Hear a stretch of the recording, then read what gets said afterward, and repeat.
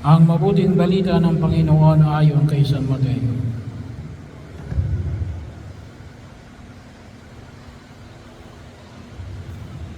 Noong panahon yun, samantalang nagsasalita pa si Jesus, dumating ang kanyang ina at mga kapatid.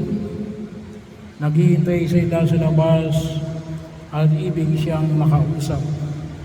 May nagsabi sa kanya, "Nasa labas po ang inyong ina at mga kapatid at ibig kayong makausap."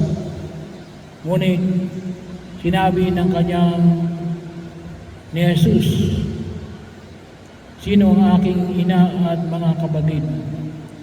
Itinuro niya ang kanyang mga alagad at sinabi, "Ito ang aking ina at mga kapatid. Sapagkat ang sino mang sumusunod sa kalooban ng aking amang nasa langit ay siya kong ina at mga kapatid." Ang mabuting balita ng Panginoon.